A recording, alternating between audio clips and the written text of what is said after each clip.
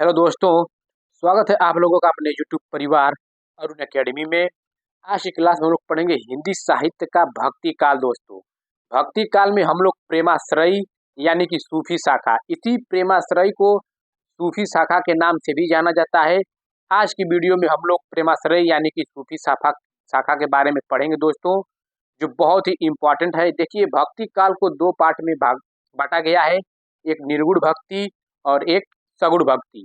निर्गुण भक्ति को भी दो पार्ट में बांटा गया है और सगुण भक्ति को भी दो पार्ट में बांटा गया है। तो निर्गुण भक्ति के दो पार्ट कौन से हैं? ज्ञानाश्रयी शाखा, जिसे संत काव्य धारा के नाम से जाना जाता है।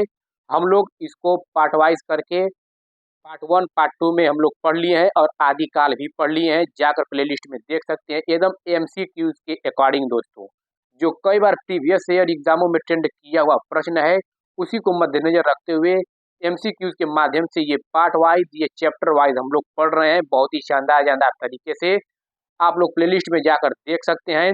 और एक दूसरी पार्ट क्या है निर्गुण भक्ति की? प्रेमाश्रयी, जिसे सूफी शाखा के नाम से भी जाना जाता है।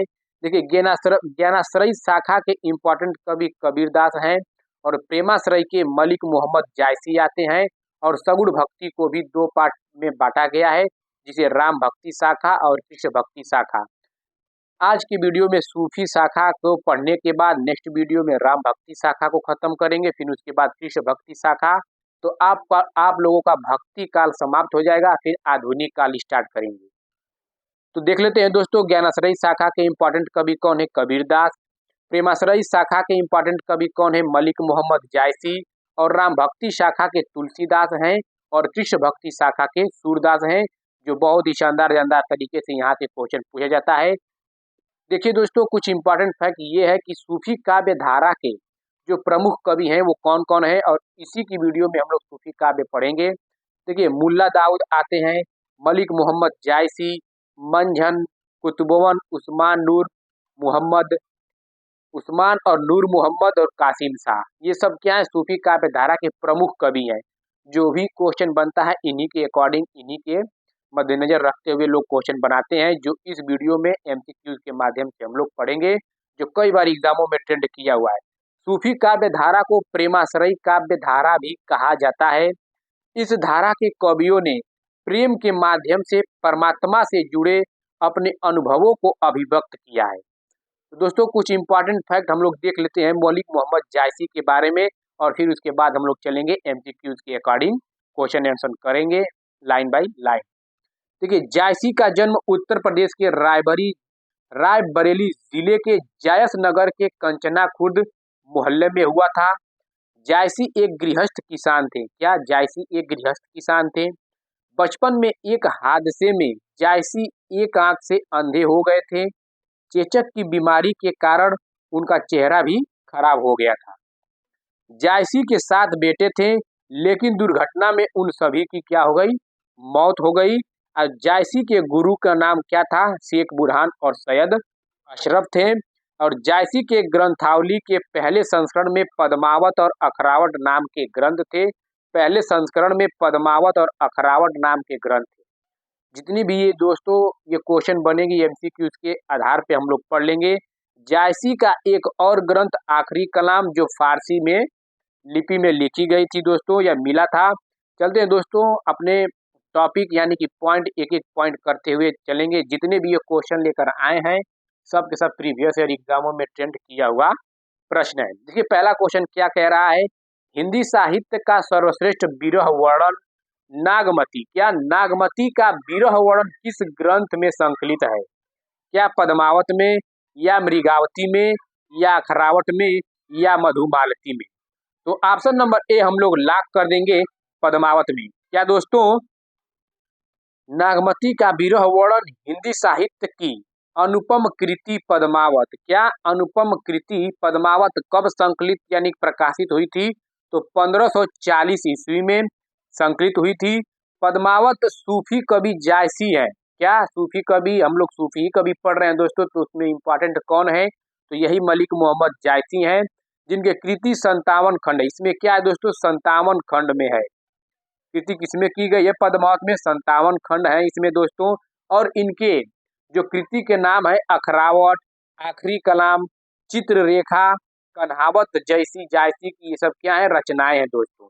और मृगावती, ये जो मृगावती है तो मृगावती कुतुबवन की अवधी भाषा की कृति है और मधुमालती मंझन द्वारा कृत है दोस्तों। तो याद रखिएगा, ये जो पद्मावत है ये किसकी है, तो मलिक मोहम्मद जायसी की। और अखरावट, आखिरी कलाम, चित्ररेखा, कन्हावत ये सब मलिक मोहम्मद जायसी की रचनाएं हैं। और ये मृगावती किसकी है, तो मृगावती कुतुबवन की है और अवधी भाषा में रची गई है। और जो मधुमालती है ये मधुमालती मंझन द्वारा 1545 ईस्वी में रची गई है। तो चलते हैं दोस्तों नेक्स्ट क्वेश्चन पे।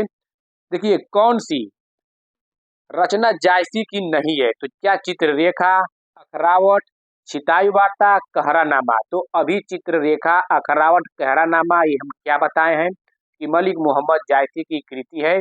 तो छिताई वार्ता ऑप्शन नंबर सी हम लोग लॉक कर देंगे, मलिक मोहम्मद जायसी की रचना छिताई वार्ता नहीं है।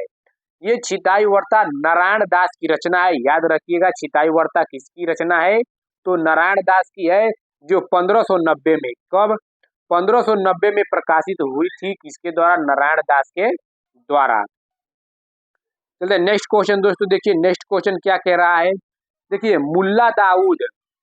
मुल्ला दाऊद यानी कि 1370 ईस्वी की अवधी भाषा की पहली कृति कौन सी है, चंदायन या लोर कहा या वीरांगना या पथिक या यशोधरा। तो ऑप्शन नंबर ए हम लोग लॉक कर देंगे, चंदायन या लोर कहा। तो ऑप्शन नंबर ए हमारा राइट आंसर हो जाएगा। देखिए राम कुमार वर्मा ने मुल्ला दाऊद को अपने इतिहास ग्रंथ में संधि काल के अंतर्गत रखा है। ये इंपॉर्टेंट फैक्ट है, कई बार एग्जाम ये भी टेंड किया हुआ है कि मुल्ला दाऊद को अपने इतिहास ग्रंथ में संधि काल के अंतर्गत किसने रखा है, तो राम कुमार वर्मा ने। तो इस क्वेश्चन का राइट आंसर चंदायन या लोर कहा हो जाएगा।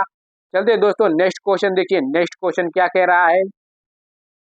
मलिक मोहम्मद जायसी ने आखिरी कलाम में किस बादशाह की प्रशंसा की है, तो आखिरी कलाम में किस बादशाह की प्रशंसा की है, क्या बाबर की या शहनशाह की या हुमायूं की या अकबर की। तो ऑप्शन नंबर ए हम लोग लॉक कर देंगे, मलिक मोहम्मद जायसी ने आखिरी कलाम में बाबर की यानी कि बाबर बादशाह की प्रशंसा की है दोस्तों। तो ऑप्शन नंबर ए हमारा राइट आंसर हो जाएगा।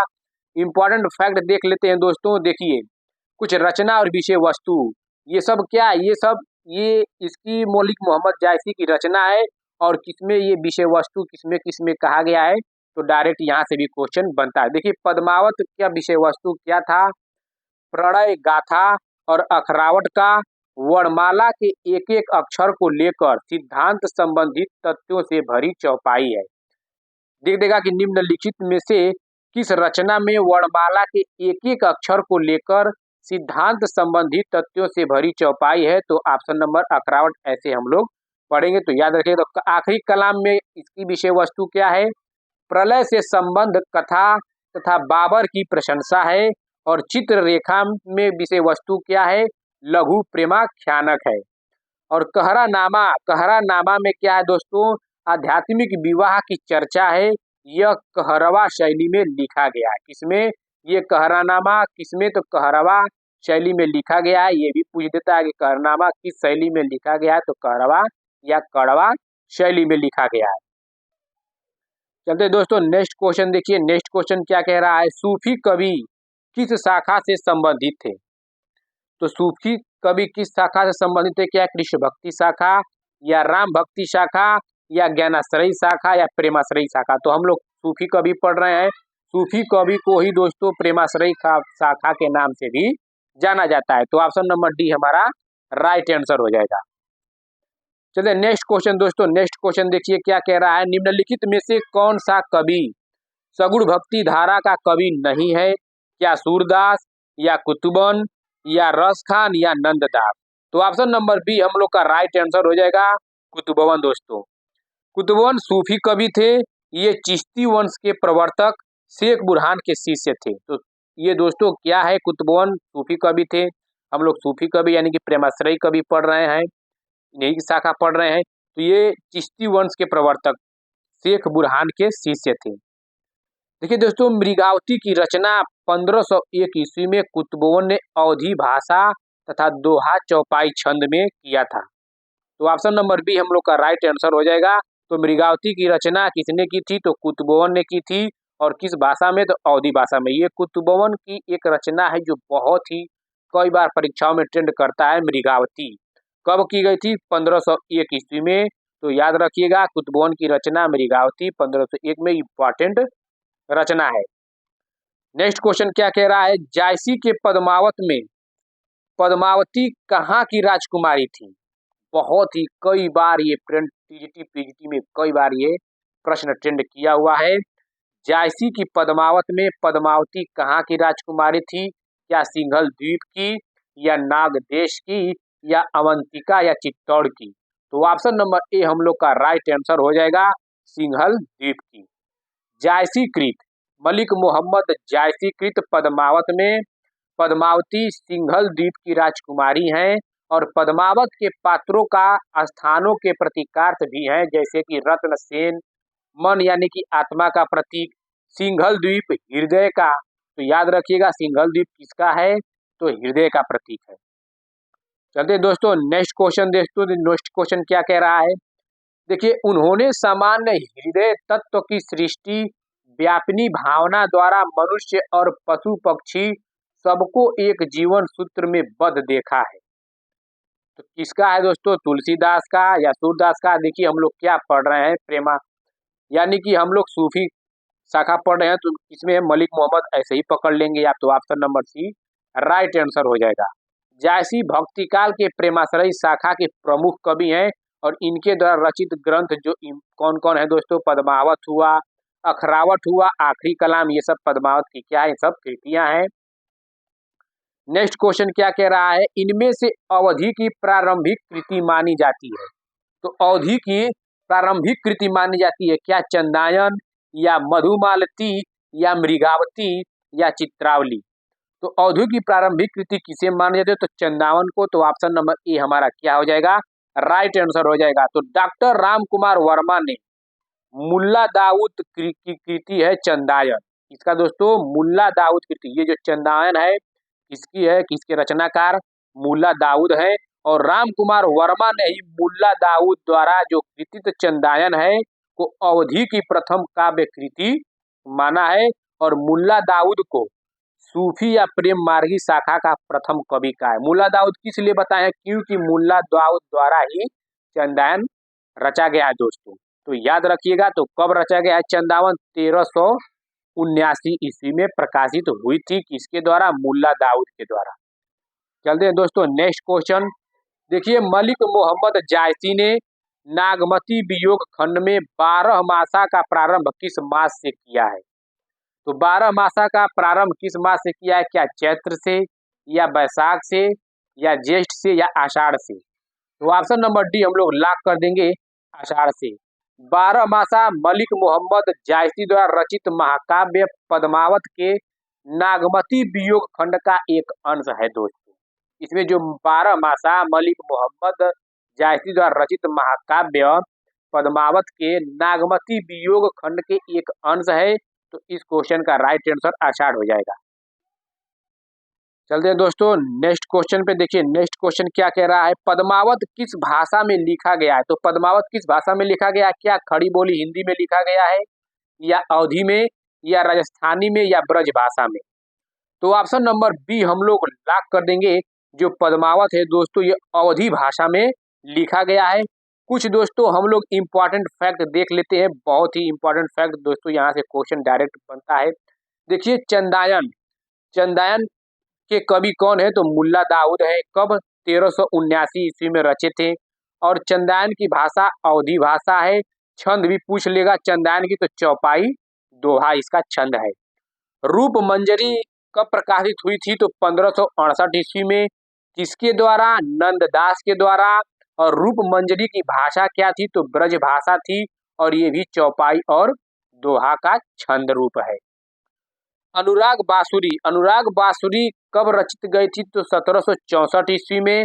किसके द्वारा? नूर मोहम्मद के द्वारा। और भाषा क्या थी इसकी? तो अवधी थी। और इसका छंद बरवे और चौपाई में लिखा गया था। तो मधुमालती के किस वर्ष में? तो 1545 ईस्वी में मधुमालती प्रकाशित हुई थी। किसके द्वारा? मंझन के द्वारा, ये भी अवधी भाषा में, और दोहा प्लस चौपाई दोनों का रूप है। और छिताई वार्ता 1590 ईस्वी में नारायण दास द्वारा, और राजस्थानी और ब्रज भाषा में इसकी भाषा है, और दोहा चौपाई का मिलन रूप है। तो इम्पॉर्टेंट फैक्ट दोस्तों ये याद रखिएगा, या जितना भी यहाँ से जितने भी ये क्वेश्चन, ये टॉपिक, ये पॉइंट है, सब क्वेश्चन यहीं से पूछता है दोस्तों। ये क्या है, प्रीवियस एग्जामों में का क्वेश्चन है दोस्तों, अपने मन से एक भी नहीं उठाए। तो ज्ञानदीप नामक प्रेमाख्यान काव्य की नायिका कौन है? क्या कामवती है, या उर्मिला है, या देवयानी है, या मुग्धा है?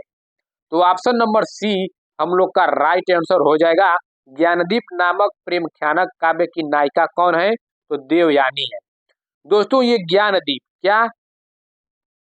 ज्ञानदीप कब प्रकाशित हुई थी? तो 1618 ईस्वी में, याद रखिएगा। इसके रचनाकार कौन है? तो शेख नबी। ज्ञानदीप के रचनाकार शेख नबी हैं।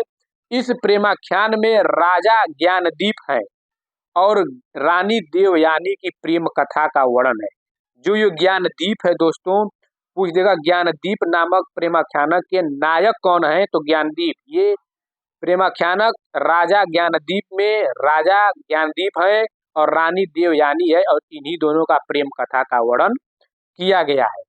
तो इनके रचनाकार कौन है? इनके रचनाकार शेख नबी है। चलते हैं दोस्तों नेक्स्ट पॉइंट पे, यानी कि नेक्स्ट क्वेश्चन पे।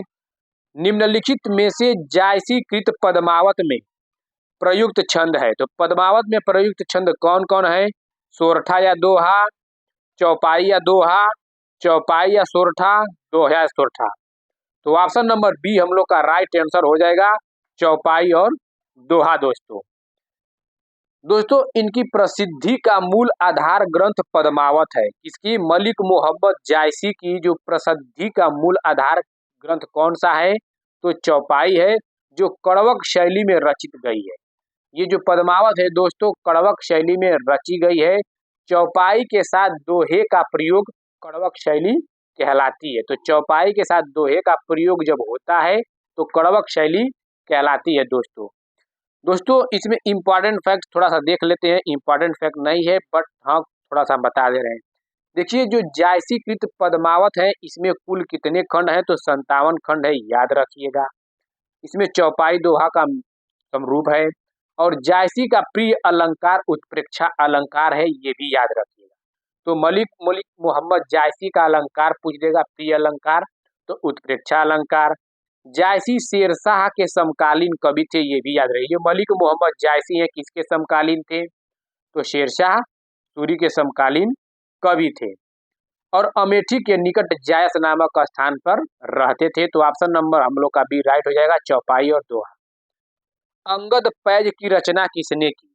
तो अंगद पैज की रचना किसने की? क्या नाभादास ने की है, या धरणीदास, या ईश्वरदास, या मलुकदास ने? तो ऑप्शन नंबर सी हम लोग का राइट आंसर हो जाएगा। अंगद पैज की रचना ईश्वरदास ने की है, और इनकी अन्य रचना जो भरत मिलाप है, यह राम भक्त मूलक कवि है। ये अंगद जो पैद है, ये राम भक्त मूल कवि है। ये रचना, इनका अन्य रचना भरत मिलाप बहुत ही इंपॉर्टेंट है, याद रखिएगा। तो अंगद पैज की रचना किसने की है? तो ईश्वर दास ने की है।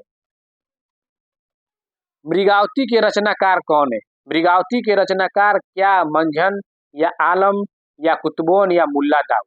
तो मृगावती के रचनाकार कुतुबोन है। तो ऑप्शन नंबर सी हम लोग का राइट आंसर हो जाएगा।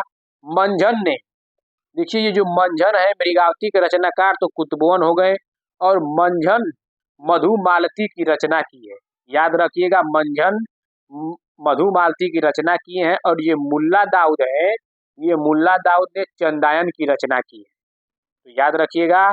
चलते हैं, और मृगावती के रचनाकार कुतुबोन है।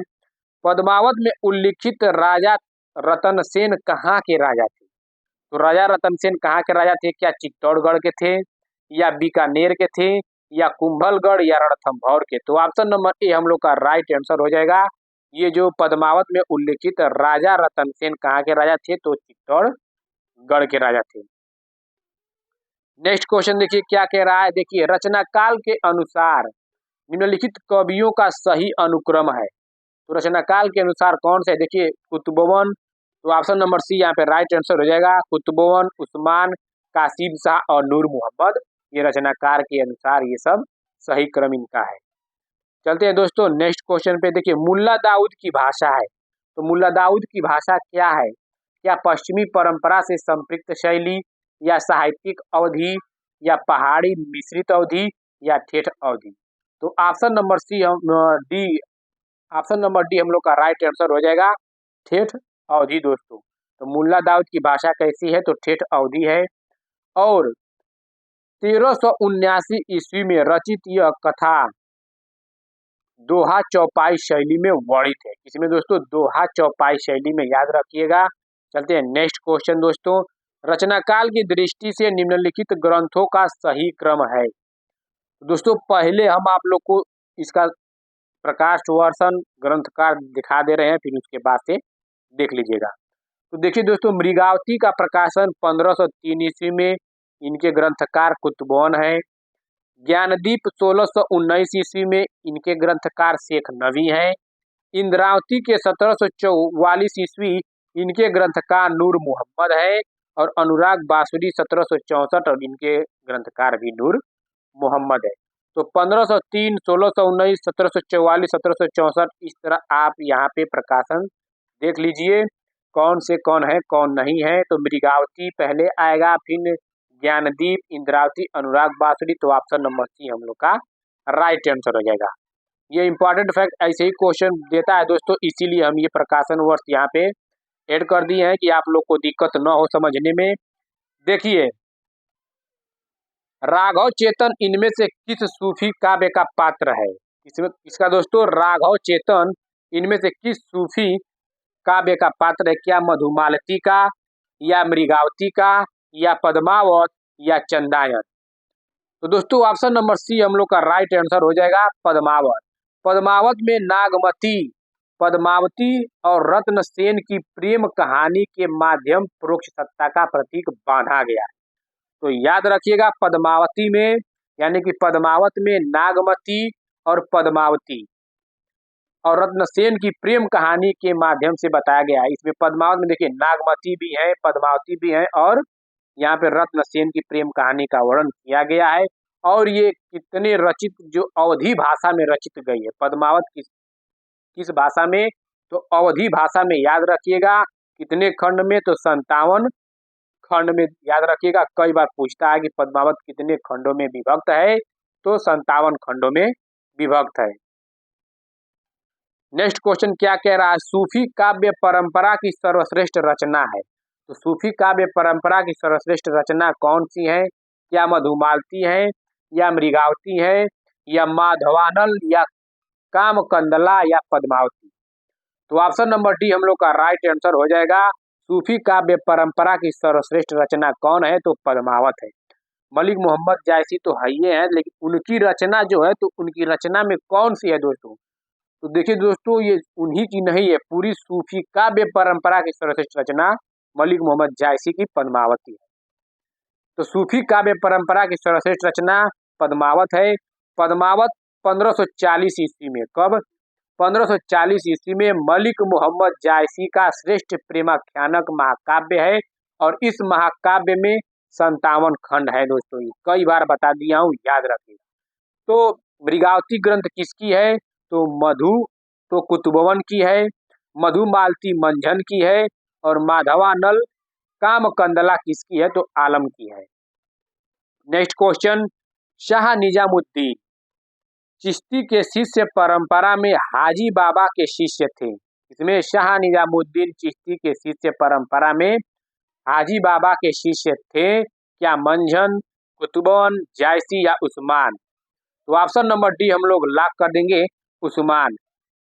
उस्मान ने चित्रावली नामक प्रबंध काव्य 1613 में लिखा। कब? 1613 ईस्वी में लिखा है। मंझन ने मधुमालती लिखा तथा कुतुबवन ने मृगावती और जायसी ने पद्मावत नामक महाकाव्य लिखा है। बार बार इसलिए बता रहे दोस्तों, यही सब ट्रेंड ऐसे ऐसे करके घुमा के पूछता है, तो आप लोग याद रखिएगा।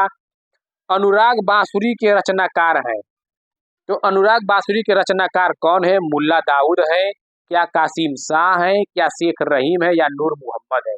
तो ऑप्शन नंबर डी हम लोग लॉक कर देंगे। अनुराग बांसुरी के रचनाकार कौन है? तो अनुराग बांसुरी के रचनाकार नूर मोहम्मद है। चलिए दोस्तों नेक्स्ट क्वेश्चन पे देखिए, जायसी ने पद्मावत में 12 मासा पद्धति का उपयोग डैश के लिए किया है? क्या नखशिख वर्णन के लिए, या विरह वर्णन के लिए, या आध्यात्मिक साधना के लिए, या शौर्य चित्रण के लिए, या मजनवी शैली के लिए? तो ऑप्शन नंबर बी हम लोग का राइट आंसर हो जाएगा, विरह वर्णन। जायसी ने पद्मावत में 12 मासा पद्धति का उपयोग विरह वर्णन के लिए किया है दोस्तों। चलिए नेक्स्ट क्वेश्चन पे देखिए, निम्नलिखित में से कौन सा विकल्प रचना और रचनाकार की दृष्टि से गलत है? तो रचना और रचनाकार की दृष्टि से कौन सा गलत है? तो मृगावती किसकी है? कुतुबवन की है, या पद्मावत मलिक मोहम्मद जायसी, मधुमालती मंझन, आखिरी कलाम मुल्ला दाऊद? तो ऑप्शन नंबर डी हमारा गलत हो जाएगा, क्योंकि गलत का गलत पूछा है। मृगावती किसकी है? कुतुबवन की है, सही है। पद्मावत मलिक मोहम्मद जायसी की है, ये भी सही है। मधुमालती मंझन की है, ये भी सही। तो दोस्तों आखिरी कलाम किसकी है? तो क्या आखिरी कलाम किसकी है? तो आखिरी कलाम मलिक मोहम्मद जायसी की है, याद रखिएगा। और मुल्ला दाऊद की रचना चंदायन है, तो याद रखिएगा। चलते हैं दोस्तों नेक्स्ट क्वेश्चन पे। देखिए यहाँ पे दिया है आखिरी कलाम मलिक मोहम्मद जायसी की है। मृगावती किसकी है? कुतुबवन की है। पद्मावत किसकी है? मलिक मोहम्मद जायसी की है। मधुमालती किसकी है? तो मंझन की है। और चंदायन किसकी है? तो मुल्ला दाऊद की है। ये याद रखिएगा, इंपॉर्टेंट फैक्ट यहाँ से डायरेक्ट पूछता है, तो याद रखिएगा। देखिए चंदायन की रचना कब हुई थी? तो अभी क्या बताए थे कि चंदायन किसकी रचना है? तो चंदायन मुल्ला दाऊद की है। तो चंदायन की रचना कब हुई थी? तो क्या ऑप्शन नंबर 1379 हम लोग का राइट आंसर हो जाएगा। चंदायन की रचना 1379 ईस्वी में हुई थी। चंदायन मुल्ला दाऊद की प्रथम सूफी प्रेम काव्य है। इसमें नायक लोर या लोरिक तथा नायिका चंदा की प्रेम कथा का वर्णन किया गया है। जो चंदायन है दोस्तों, इसमें नायक लोर या लोरिक को माना गया, और इस चंदायन के नायिका चंदा की प्रेम कथा का, इन दोनों के लोर या चंदा की प्रेम कथा का वर्णन किया गया है। पद्मावत की रचना शैली क्या है? तो पद्मावत की रचना शैली क्या है? क्या मुक्त गीतात्मक शैली है, या संस्कृत प्रबंध काव्यों की सर्गबद्ध शैली, या लोक गीतों की शैली, या फारसी की मनसबी है? तो ऑप्शन नंबर डी हम लोग का राइट आंसर हो जाएगा, फारसी की मनसबी।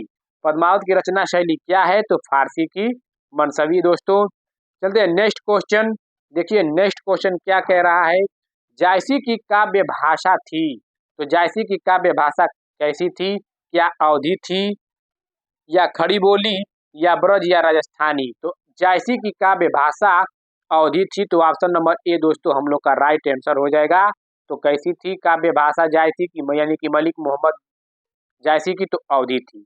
तो इसके ग्रंथ कौन कौन है? पद्मावत, अखरावट, आखिरी कलाम, चित्ररेखा, कहरानामा, मसलानामा, कन्हावत। ये सब जायसी की क्या है? ग्रंथ थी। सूफी प्रेमाख्यान परंपरा का प्रथम काव्य ग्रंथ है। तो सूफी प्रेमाख्यान परंपरा का प्रथम काव्य है, क्या चंदायन है, या मधुमालती, या अनुराग बांसुरी, या मृगावती? तो ऑप्शन नंबर ए हम लोग का राइट आंसर हो जाएगा, चंदायन दोस्तों। देखिए मृगावती के रचनाकार कुतुबवन, सत्यवती कथा के ईश्वरदास, चंदायन के मुल्ला दाऊद, हंसावली के असाई, और माधवानल कामकंदला के गणपति। यही सब दोस्तों, ये जो भक्ति काल से पूछेगा प्रेमाश्रय से, तो यही सब क्वेश्चन, क्योंकि भक्ति काल दोस्तों बहुत, उसमें राम भक्ति, कृष्ण भक्ति, प्रेमाश्रय, संत काव्य, ये सब मिला के जब पूछेगा क्वेश्चन, तो ऐसा ही क्वेश्चन पूछेगा दोस्तों। तो आप लोग लाइन बाय लाइन जाकर देख लीजिए। साहित्य इतिहास ग्रंथ आदि काल को 3 पार्ट में खत्म किया हूँ। भक्ति काल का जो संत निर्गुण का संत काव्य उसको खत्म कर दिया हूँ। ऐसा ही दोस्तों आप लोग का स्टार्ट है। देखिए पीयू वियोग अस बाउर जीव, पंक्ति में बाउर शब्द का अर्थ है। तो दोस्तों यहाँ पे बाउर शब्द का अर्थ पूछ लिया है, तो बाउर शब्द का अर्थ क्या होगा? तो बाउर शब्द का अर्थ होता है पगली। याद रखिएगा कि राजस्थान कॉलेज लेक्चरर भर्ती परीक्षा में पूछा गया है। बाउर शब्द का अर्थ क्या है? तो पगली है। नेक्स्ट क्वेश्चन, कुतुबवन किस बादशाह के आश्रित थे? तो कुतुबवन किस बादशाह के आश्रित थे? क्या अहमद शाह के, या हुसैन शाह के, या कुतुब शाह के, या शेर शाह के? तो ऑप्शन नंबर बी हम लोग लॉक कर देंगे दोस्तों। कुतुबुन किस बादशाह के आश्रित थे? तो हुसैन शाह के। कुतुबुन के गुरु का नाम शेख बुरहान था, याद रखिएगा, कुतुबुन के गुरु का नाम शेख बुरहान था, जो मलिक मोहम्मद जायसी के भी हैं। कुतुबुन ने मृगावती की रचना की है और जायसी शेरशाह के आश्रित कवि हैं। याद रखिएगा, कुतुबुन किसके बादशाह के आश्रित कवि? हुसैन शाह के, मलिक मोहम्मद जायसी शेरशाह के। नेक्स्ट क्वेश्चन, पद्मावत में गुरु का प्रतीक कौन है? क्या पद्मावती, या सुवा, या रत्नसेन, या नागमती? तो पद्मावत में गुरु का प्रतीक दोस्तों सुवा को माना गया है, तो ऑप्शन नंबर बी हम लोग का राइट आंसर हो जाएगा, सुवा। दोस्तों कुछ इंपॉर्टेंट फैक्ट हम लोग देख लेते हैं, इसके प्रतीक क्या है। देखिए, रत्नसेन के प्रतीक क्या है? मन, यानी कि आत्मा। सिंघल का प्रतीक क्या है? हृदय। पद्मावती का श्रद्धा या सात्विक बुद्धि, यानी कि परमात्मा। नागमती का दुनिया धंधा या सांसारिक बुद्धि। राघव चेतन का प्रतीक शैतान माना गया है। अलाउद्दीन का प्रतीक माया माना गया। तो याद रखिएगा, ये इंपॉर्टेंट फैक्ट दोस्तों, ऐसा इंपॉर्टेंट फैक्ट आप लोग को जल्दी कोई देगा नहीं एमसीक्यूज के अकॉर्डिंग। निम्नलिखित में कौन सा सुमेलित दोस्तों नहीं है? क्या चित्रावली, कुसुमान, मधुमालती, मंझन, मृगावती, कुतुबवन, हंस जवाई, नूर मोहम्मद? तो ऑप्शन नंबर डी हम लोग का राइट आंसर हो जाएगा, क्योंकि नहीं, ये गलत है, गलत का गलत पूछा है, तो ऑप्शन नंबर डी हम लोग का राइट आंसर हो जाएगा। हंस जवाहिर दोस्तों नूर मोहम्मद रचना एवं रचनाकार की दृष्टि से सुमेलित ये नहीं है। तो हंस जवाहिर दोस्तों अवधी भाषा एवं दोहा चौपाई पद्धति में रचित कासिम शाह, इसके कासिम शाह द्वारा, याद रखिएगा, ये जो हंस जवाहिर है ये कासिम शाह की रचना है, ना कि नूर मोहम्मद की। तो दोस्तों तो नूर मोहम्मद की रचना जो इंद्रावती एवं अनुराग बांसुरी है, और मोस्ट इम्पॉर्टेंट इंद्रावती कई बार ट्रेंड करता है नूर मोहम्मद की रचना, और ये दिल्ली के बादशाह मोहम्मद शाह के समकालीन थे नूर मोहम्मद। तो चित्रावली के उस्मान, मधुमालती मंझन, मृगावती कुतुबवन ये सही है, और हंस जवाहिर कासिम शाह और नूर मोहम्मद का इंद्रावती एवं अनुराग बांसुरी। नेक्स्ट क्वेश्चन, इनमें से जायसी की रचना नहीं है। तो जायसी की रचना नहीं है दोस्तों, तो ऑप्शन नंबर सी लॉक हो जाएगा, इंद्रावती। अभी जस्ट बताएं कि इंद्रावती किसकी है, तो आप लोग कमेंट बॉक्स में कमेंट करके बताइए कि इंद्रावती किसकी रचना है दोस्तों। नेक्स्ट क्वेश्चन, पद्मावत के रतन सेन की पत्नी का नाम क्या है? क्या कमलावती, या नागमती, वेदवती, या मृगावती? तो पद्मावत के रतन सेन की पत्नी का नाम नागमती है दोस्तों, तो ऑप्शन नंबर बी हम लोग का राइट आंसर हो जाएगा, क्या है दोस्तों? नागमती। नेक्स्ट क्वेश्चन, आचार्य रामचंद्र शुक्ल प्रेमाख्यान परंपरा की पहली रचना किसे मानते हैं? तो पहली रचना किसे मानते हैं? तो आचार्य रामचंद्र शुक्ल प्रेमाख्यान परंपरा की पहली रचना मृगावती को मानते हैं। इसके दोस्तों, और मृगावती किसकी रचना है? तो कुतुबवन द्वारा रचित गई है। कब? 1501 ईस्वी में। मृगावती कब रची गई है? 1501 ईस्वी में। किसके द्वारा? कुतुबवन के द्वारा। चलते हैं दोस्तों नेक्स्ट क्वेश्चन पे। निम्नलिखित में से कासिम शाह की रचना है। तो कासिम शाह की रचना हम जस्ट ऊपर क्या बताए थे, तो कासिम शाह की रचना क्या है? हंस जवाहिर है, तो ऑप्शन नंबर ए हम लोग का राइट आंसर हो जाएगा। प्रेम मार्गी कवि नहीं है। तो दोस्तों यहाँ पे प्रेम मार्गी कवि नहीं पूछा है, तो प्रेम मार्गी कवि कौन नहीं है? क्या सूरदास, या मलिक मोहम्मद जायसी, मुल्ला दाऊद मंजन? तो मलिक मोहम्मद जायसी, मंजन, मुल्ला दाऊद प्रेम मार्गी यानी सूफी शाखा, इसी को हम पढ़ रहे हैं। तो सूरदास नहीं है दोस्तों, ये सगुड़ के कृष्ण भक्ति शाखा है। तो चलते हैं दोस्तों नेक्स्ट क्वेश्चन पे। चंदायन के रचयिता हैं, क्या मलिक मोहम्मद जायसी, कुतुबवन, मंझन, या मुल्ला दाऊद? तो चंदायन के रचयिता कौन है? तो ऑप्शन नंबर डी हम लोग लॉक कर देंगे, मुल्ला दाऊद दोस्तों। 1379 ईस्वी में, याद रखिएगा, 1379 ईस्वी में रचित चंदायन की भाषा अवधी है दोस्तों। इसमें छंद प्रयुक्त क्या है? तो चौपाई, दोहा। पद्मावत है, क्या एक त्रासदी, या मुक्तक काव्य, या गेय काव्य या आत्मकाव्य। तो पद्मावत एक त्रासदी है दोस्तों, तो ऑप्शन नंबर ए हम लोग का राइट आंसर हो जाएगा। पद्मावत एक त्रासदी है। नेक्स्ट क्वेश्चन दोस्तों, कहरानामा किसकी रचना है? क्या मुल्ला दाऊद, सूरदास, कुतुबुद्दीन जायसी? तो कहरानामा किसकी है? तो मलिक मोहम्मद जायसी की है। बस यही क्वेश्चन आप लोग कई बार देख लेंगे दोस्तों, आप लोग के माइंड में फिट हो जाएगा। नेक्स्ट क्वेश्चन, चित्रावली किसकी रचना है? तो चित्रावली दोस्तों उस्मान की है, तो ऑप्शन नंबर ए हम लोग का राइट आंसर हो जाएगा। चित्रावली सूफी प्रेमाख्यान काव्य परंपरा के कवि उस्मान की रचना है। अवधि में लिखी गई। चित्रावली का नायक सुजान तथा नायिका चित्रावली है। याद रखिएगा, चित्रावली का नायक अगर पूछ देगा तो इसके नायक सुजान है और नायिका खुद चित्रावली है। चलते हैं दोस्तों नेक्स्ट क्वेश्चन देखिए, पद्मावत की विधा है। तो क्या पद्मावत की विधा प्रबंध काव्य है या खंड काव्य या मुक्तक काव्य या सभी? तो ऑप्शन नंबर ए हम लोग लॉक कर देंगे, पद्मावत की विधा प्रबंध काव्य है दोस्तों। इसमें क्या है, चित्तौड़ के राजा रत्नसेन एवं सिंघल की राजकुमारी पद्मावती की प्रेम विवाह एवं विवाहेतर जीवन का मार्मिक चित्रण किया गया। नेक्स्ट क्वेश्चन दोस्तों, निम्नलिखित में से ज्ञानदीप का रचनाकार कौन सा है? तो ज्ञानदीप के रचनाकार कौन है दोस्तों?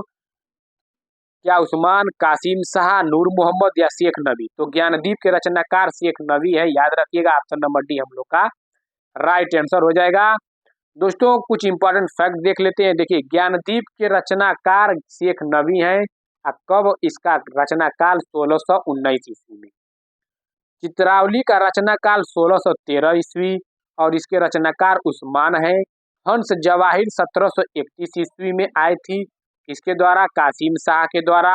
अनुराग बांसुरी 1764 ईस्वी में नूर मोहम्मद के द्वारा। इंद्रावती 1744 ईस्वी में नूर मोहम्मद के द्वारा। याद रखिएगा, बहुत ही ये इंपॉर्टेंट पॉइंट है। मधुमालती के रचनाकार है। तो क्या मधुमालती के रचनाकार कौन है? मंझन है, कई बार बताएं दोस्तों। चलते हैं नेक्स्ट क्वेश्चन पे, निम्नलिखित में से किस कवि ने सिर्फ अवधी भाषा में ही रचना की है? तो सिर्फ अवधी भाषा में ही रचना की है, तो किस कवि ने? क्या कबीरदास ने, सूरदास, तुलसीदास, जायसी ने? तो ऑप्शन नंबर डी लॉक कर देंगे, मलिक मोहम्मद जायसी ने। नेक्स्ट क्वेश्चन, रौजतुल हकायक के रचयिता हैं। तो रौजतुल हकायक के रचयिता कौन है दोस्तों? तो रौजतुल हकायक के रचयिता नूर मोहम्मद है, तो ऑप्शन नंबर सी हम लोग का राइट आंसर हो जाएगा। कुछ दोस्तों इंपॉर्टेंट फैक्ट हम लोग देख लेते हैं, क्या है देखिए, रौजतुल हकायक और इंद्रावती के रचनाकार कौन है? तो नूर मोहम्मद। और अनुराग बांसुरी के भी रचनाकार कौन है? नूर मोहम्मद। और चित्रावली के उस्मान है। ज्ञानदीप के शेख नबी, हंस जवाहिर के कासिम शाह। तो रौजतुल हकायक, इंद्रावती, अनुराग बांसुरी, ये सब इनके रचनाकार नूर मोहम्मद है। नेक्स्ट क्वेश्चन क्या कह रहा है दोस्तों, हिंदी भाषा में रचना करने पर किस सूफी कवि को मुसलमानों का उपालंब सुनने को मिलता है, यानी कि मिला था दोस्तों? क्या जायसी या उस्मान या शेख नबी या नूर मोहम्मद? तो ऑप्शन नंबर डी हम लोग का राइट आंसर हो जाएगा, नूर मोहम्मद दोस्तों। दोस्तों नेक्स्ट क्वेश्चन देखिए क्या कह रहा है, देखिए सुमेलित कीजिए, चंदायन, मृगावती, मधुमालती, पद्मावत। तो चंदायन के रचना काल कब हुआ था? तो 1379 में। तो चंदायन 1379 में, यानी कि ये इसका हो जाएगा। मृगावती कब रचना काल इसके हुआ था? तो मृगावती 1503 ईस्वी में। तो मृगावती 1503 ईस्वी में दोस्तों, 1503 ये भी है। और मधुमालती 1545 ईस्वी में, तो मधुमालती 1545 में। पद्मावत 1540, यानी कि ए का ए, बी का बी, सी का सी, यानी कि ऑप्शन नंबर हम लोग बी देखेंगे, एकदम सेम मिल रहा है। ए का पहला, बी का दूसरा, सी का इतना जीता। चलते हैं इंपॉर्टेंट फैक्ट देखिए यहीं पे है, चंदायन 1379 मुल्ला दाऊद द्वारा, मृगावती 1503 कुतुबुद्दीन द्वारा, मधुमालती 1545 मंझन द्वारा, पद्मावत 1540 मलिक मोहम्मद जायसी द्वारा। चलते हैं दोस्तों नेक्स्ट क्वेश्चन पे, देखिए सूफी कवियों का सबसे प्रिय अलंकार है। तो सूफी कवियों का सबसे प्रिय अलंकार कौन सा है दोस्तों, देख लेते हैं। क्या वक्रोक्ति या समासोक्ति या अनुप्रास या श्लेष।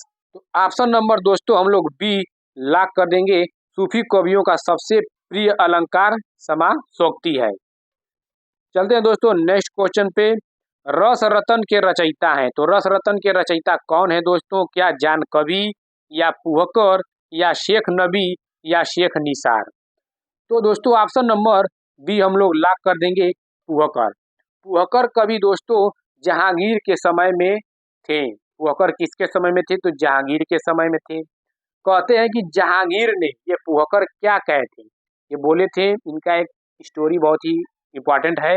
ये बताए थे कि जहांगीर ने किसी बात पर इन्हें आगरा में कैद कर लिया था और वहीं कारागार में इन्होंने रस रतन नामक ग्रंथ संवत 1673 ईस्वी में, कब दोस्तों? 1673 में लिखा, जिस पर प्रसन्न होकर बादशाह ने इन्हें कारागार से मुक्त कर दिया। तो रस रतन के रचयिता फुहकर हैं। ये आगरा में कैद हुए थे और वही कारागार में इन्होंने रस रतन नामक ग्रंथ की रचना किए थे और फिर बादशाह प्रसन्न होकर इन्हें कारागार से मुक्त कर दिया, याद रखिएगा। नेक्स्ट क्वेश्चन, सूफी काव्य पद्धति का अंतिम ग्रंथ कौन सा है? तो सूफी काव्य पद्धति का अंतिम ग्रंथ क्या यूसुफ जुलेखा, पद्मावत, मृगावती या इंद्रावती। तो सूफी काव्य पद्धति का अंतिम ग्रंथ कौन सा है? तो ऑप्शन नंबर डी हम लोग लॉक कर देंगे, इंद्रावती दोस्तों। इंद्रावती किसके द्वारा रचित गई है? नूर मोहम्मद के द्वारा, याद रखिएगा। पद्मावत में रतन सेन किसका प्रतीक है? क्या मन का, बुद्धि का, अहंकार का, हृदय का। तो ऑप्शन नंबर ए हम लोग का राइट आंसर हो जाएगा। पद्मावत में रतन सेन किसका प्रतीक है? तो मन का है। इंपॉर्टेंट फैक्ट हम लोग देख लेते हैं। 14 भुवन का प्रतीक मानव पिंड, चित्तौड़ का प्रतीक शरीर, रतन सेन का प्रतीक मन, सिंघल द्वीप का हृदय, पद्मावती का बुद्धि और हीरामन तोता का गुरु और नागमती का भोग बिलास। तो याद रखिएगा पद्मावत में रतन सेन किसका प्रतीक है? तो मन का है। चलते हैं दोस्तों नेक्स्ट क्वेश्चन, मलिक मोहम्मद जायसी के प्रसिद्ध प्रबंध काव्य का क्या नाम है? तो मलिक मोहम्मद जायसी के प्रसिद्ध प्रबंध काव्य का नाम दोस्तों पद्मावत है। तो याद रखिएगा। तो ऑप्शन नंबर डी, क्योंकि इसमें 57 खंडों का उल्लेख किया गया है और इनका प्रिय अलंकार उत्प्रेक्षा है, याद रखिएगा। नेक्स्ट क्वेश्चन, जायसी किस धारा के कवि हैं? तो जायसी किस धारा के कवि हैं दोस्तों? कई बार वही हम लोग पढ़ रहे हैं। तो जायसी प्रेमाख्यान काव्य धारा के कवि हैं। तो ऑप्शन नंबर बी हम लोग का राइट आंसर हो जाएगा। पद्मावत को समासोक्ति किसने कहा? ये सब प्रीवियस ईयर एग्जामों में ये सब ट्रेंड किया हुआ प्रश्न है। तो दोस्तों पद्मावत को समासोक्ति किसने कहा है? तो आचार्य रामचंद्र शुक्ल ने पद्मावत को समासोक्ति काव्य कहा है। तो याद कर रखिएगा दोस्तों। और डॉक्टर शंभूनाथ सिंह ने पद्मावत को प्रतीकात्मक काव्य कहा। यह भी आ सकता है कि पद्मावत को प्रतीकात्मक काव्य किसने कहा है? तो डॉक्टर शंभूनाथ सिंह ने। और पद्मावत को समासोक्ति काव्य किसने कहा? तो आचार्य रामचंद्र शुक्ल ने। सूफी प्रेमाख्यानक रचनाओं की भाषा कौन सी है? तो क्या अवधी, ब्रज, बुंदेली, खड़ी बोली। तो ऑप्शन नंबर ए हम लोग लॉक कर देंगे। सूफी प्रेमाख्यानक रचनाओं की भाषा अवधी है दोस्तों। नेक्स्ट क्वेश्चन देखिए, मलिक मोहम्मद जायसी को जायसी कहा जाता है क्योंकि वे क्या जायस गोत्र में पैदा हुए थे या जायस मत के मानने वाले थे या जायस नामक स्थान के निवासी थे? बिल्कुल सत्य, मलिक मोहम्मद जायसी को जायसी कहा जाता है क्योंकि वे जायस नामक स्थान के निवासी थे। चलते हैं दोस्तों नेक्स्ट क्वेश्चन। देखिए नेक्स्ट क्वेश्चन क्या कह रहा है। देखिए, जायसी के श्रृंगार में मानसिक पक्ष प्रधान है, शारीरिक गौड़ है। यह कथन किस आलोचक का है? तो क्या रामचंद्र शुक्ल का है? बिल्कुल सत्य, ऑप्शन नंबर ए हमारा राइट आंसर हो जाएगा। जायसी के श्रृंगार में मानसिक पक्ष प्रधान है, शारीरिक गौड़ है। तो रामचंद्र का शुक्ल का ये कथन है दोस्तों। नेक्स्ट क्वेश्चन, पद्मावत में पद्मिनी प्रतीक है। पद्मावत में पद्मिनी प्रतीक है क्या साधक की, शैतान की या परम सत्ता की या प्रकृति की? तो ऑप्शन नंबर सी हम लोग का राइट आंसर हो जाएगा। किसकी है? परम सत्ता की। और पद्मावत कब लिखी गई थी? तो 1540 में, याद रखिएगा। कितने खंडों में? 57 खंडों में दोस्तों। नेक्स्ट क्वेश्चन दोस्तों, देखिए नेक्स्ट क्वेश्चन क्या कह रहा है। देखिए, साधना की 4 अवस्थाओं शरीयत, तरीकत, मारिफत और हकीकत का संबंध है। तो ज्ञान मार्गी साधना से, या सूफी साधना से, या इस्लाम धर्म साधना से, या रीति मुक्त साधना से। तो याद रखिएगा, साधना की 4 अवस्थाएं जो शरीयत, तरीकत, मारिफत और हकीकत का संबंध सूफी साधना से है। नेक्स्ट क्वेश्चन, जायसीकृत पद्मावत है। तो जायसीकृत पद्मावत है दोस्तों किसकी है? ये किसमें है? पुराण काव्य या धर्म काव्य, रूपक काव्य या चंपू काव्य। तो याद रखिएगा, रूपक काव्य है दोस्तों। जायसीकृत पद्मावत 1540 ईस्वी में उच्च कोटि का प्रबंध काव्य है, जो डॉक्टर नगेंद्र ने इसे प्रतीकात्मक या रूपक काव्य कहा है। इसे समासोक्ति काव्य भी कहा जाता है। नेक्स्ट क्वेश्चन, सूफी काव्य का उद्देश्य है। तो सूफी काव्य का उद्देश्य कौन सा है दोस्तों? क्या प्रेम निरूपण है, या काव्य शास्त्र निरूपण, इस्लाम धर्म का प्रचार, या राष्ट्रीय चेतना? तो सूफी काव्य का उद्देश्य है प्रेम निरूपण। तो ऑप्शन नंबर ए हमारा राइट आंसर हो जाएगा, प्रेम निरूपण। चलते हैं दोस्तों नेक्स्ट क्वेश्चन। देखिए नेक्स्ट क्वेश्चन क्या कह रहा है। देखिए, जायसी ने अपने किस काव्य कृति में कयामत का वर्णन किया है? क्या मसला नामा में, या अखरावट में, या आखिरी कलाम में, या कहरा नामा में? तो जायसी ने अपने जो काव्य कृति में कयामत का वर्णन किया है वो आखिरी कलाम में किया है। तो ऑप्शन नंबर सी हमारा राइट आंसर हो जाएगा। इंपॉर्टेंट फैक्ट देख लेते हैं, यहाँ से क्वेश्चन बनता है दोस्तों। देखिए, आखिरी कलाम का विषय वस्तु क्या है? कयामत का वर्णन तथा मुगल बादशाह बाबर की प्रशंसा है। अखरावट में क्या है? वर्णमाला के एक एक अक्षर को लेकर सिद्धांत संबंधी तथ्यों से भरी चौपाई है। कहरा नामा में आध्यात्मिक विवाह का वर्णन है, यह कहरवा शैली में लिखा गया है। और मसला नामा ईश्वर भक्ति के प्रति प्रेम निवेदन है। देखिएगा, ईश्वर भक्ति के प्रति प्रेम निवेदन है किसमें है? तो मसला नामा में है दोस्तों, ये याद रखिएगा, इंपॉर्टेंट फैक्ट भाई बहुत ही। पद्मावत के अनुच्छेदों का नाम है। तो पद्मावत के अनुच्छेदों का क्या नाम है? क्या सर्ग, कांड, खंड या अंग? तो याद रखिएगा, पद्मावत के अनुच्छेदों का नाम खंड है, और कितने खंड में है? तो 57 खंडों में बांटा गया है। तो ऑप्शन नंबर सी हम लोग का राइट आंसर हो जाएगा। नेक्स्ट क्वेश्चन दोस्तों क्या कह रहा है। प्रेमाख्यानक काव्य परंपरा यानी कि सूफी कवियों का मुख्य दर्शन है तसव्वुफ, हवले हदीस, या हनफी, या अहमदिया? तो ऑप्शन नंबर ए हम लोग लॉक कर देंगे, तसव्वुफ। देखिए, हिंदी साहित्य के जो भक्ति काल के निर्गुण धारा के सूफी प्रेमाख्यानक काव्य परंपरा का मुख्य दर्शन क्या है? तसव्वुफ है दोस्तों मुल्ला दाऊद की रचना चंदायन, कुतुबों की मृगावती, जायसी, पद्मावत, अखरावट, आखिरी कलाम, ये सभी इंपॉर्टेंट कृति है, याद रखिएगा। सूफी प्रेमाख्यानक काव्य परंपरा में आराध्य को प्रायः किस रूप में देखा गया है? तो आराध्य को प्रायः किस रूप में देखा गया है? तो प्रेमिका के रूप में। तो option number D right answer हो जाएगा। देखिए दोस्तों, जो सूफी प्रेमाख्यानक काव्य परंपरा में आराध्य या परमात्मा को प्रेमिका के रूप में देखा गया। याद रखिएगा, आराध्य जो ये एक आराधक होता है, एक आराध्य होता है। तो यानी कि ये आराध्य और परमात्मा को प्रेमिका के रूप में, और आराधक या आत्मा को प्रेमी के रूप में देखा गया। आराधक पूछेगा तो प्रेमी के पास जाएंगे, आराध्य पूछेगा तो प्रेमिका के। तो याद रखिएगा कि सूफी प्रेमाख्यानक काव्य परंपरा में आराध्य या परमात्मा को प्रेमिका के रूप में देखा गया, जबकि आराधक या आत्मा को प्रेमी के रूप में। नेक्स्ट क्वेश्चन, किस कवि की रचनाओं में भावात्मक रहस्यवाद की अभिव्यक्ति सर्वाधिक हुई है? क्या मलिक मोहम्मद जायसी की, या तुलसीदास की, या अग्रदास की, या माखनलाल चतुर्वेदी की? तो ऑप्शन नंबर ए हमारा राइट आंसर हो जाएगा, मलिक मोहम्मद जायसी की। पद्मावत को सूफी काव्य मानने से इनकार करने वाले आलोचक इनमें से कौन है? क्या रामचंद्र शुक्ल हैं, या हजारी प्रसाद द्विवेदी हैं, या विजय देव नारायण शाही, या नामवर सिंह? तो ऑप्शन नंबर सी हम लोग लॉक कर देंगे, विजय देव नारायण शाही दोस्तों। नेक्स्ट क्वेश्चन देखिए क्या कह रहा है। सूफी काव्य धारा के पहले कवि हैं। तो सूफी काव्य धारा के पहले कवि कौन है दोस्तों? तो सूफी काव्य धारा के पहले कवि मुल्ला दाऊद है, तो ऑप्शन नंबर बी हमारा राइट आंसर हो जाएगा। आई होप दोस्तों आप लोग को वीडियो अच्छा लगा हो तो चैनल को लाइक सब्सक्राइब शेयर कमेंट कर दीजिए, जिससे हमें मोटिवेट मिलता रहे दोस्तों। ठीक है दोस्तों, आप लोग का बहुत बहुत धन्यवाद।